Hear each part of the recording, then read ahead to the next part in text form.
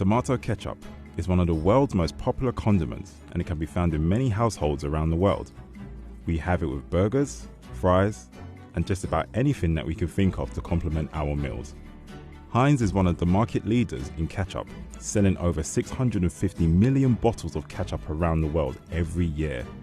We visited its European factory in the Netherlands to see how the world-famous condiment is made.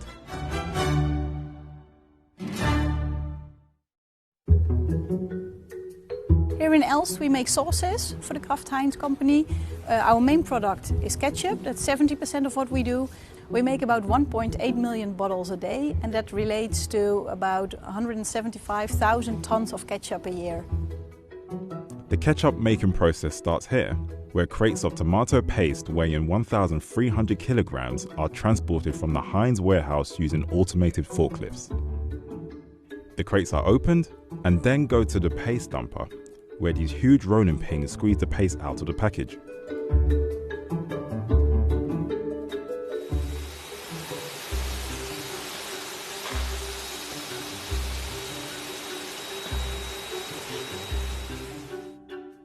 After the paste has been extracted, it sits in a storage bin where it's mixed with water to give it a smoother consistency. This makes it easier to transport to the storage tank, where it will sit until moving on to the ketchup kitchen.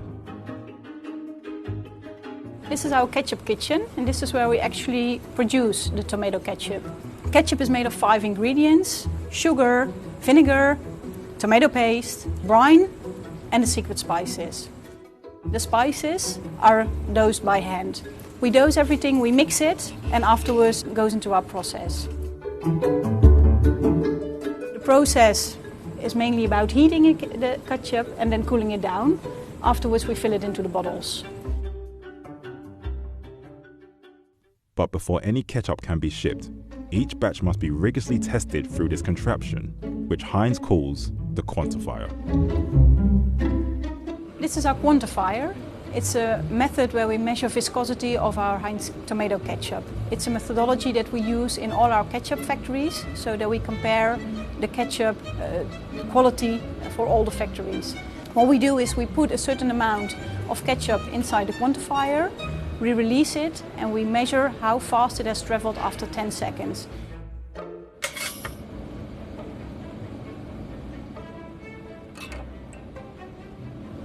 .5 within range. It's a special method designed by Heinz. The ketchup cannot move faster than 0.028 miles per hour. If it has traveled too far, we have to block it, cannot sell it. If it's within the range, we can release it.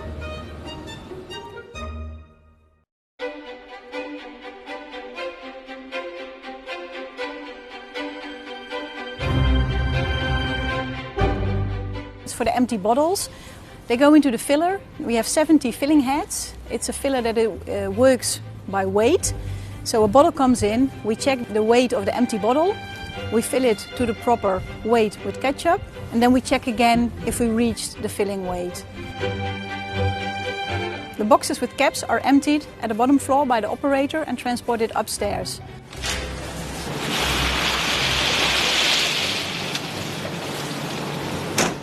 Upstairs, we make sure the caps are put in the right position and go to a single row of caps so that we can position them properly on the bottle in the filling machine.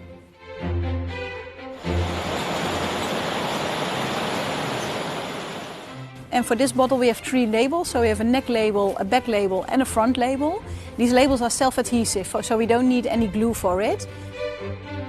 After the labeler we go to a tray packer where we get the tray from the bottom. We fold it around the bottles. After that, put a shrink wrap around it and make sure the bottles are tight and packed in the tray.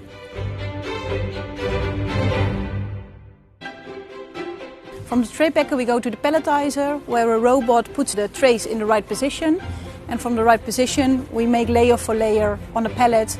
After that we put a shrink wrap around it.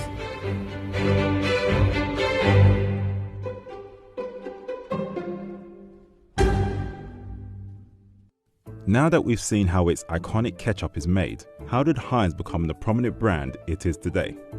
Heinz was founded in Pittsburgh in 1869 by a 25-year-old named Henry John Heinz, who began his business by selling his mother's horseradish recipe.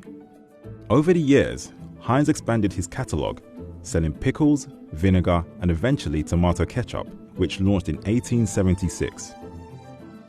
It was a roaring success, and in 1886, the company began shipping the sauce to the UK. Following the overwhelming popularity of Heinz ketchup, Heinz started producing 13 million bottles a year and exporting them all over the world, which explains why you're never too far from a bottle of Heinz tomato ketchup.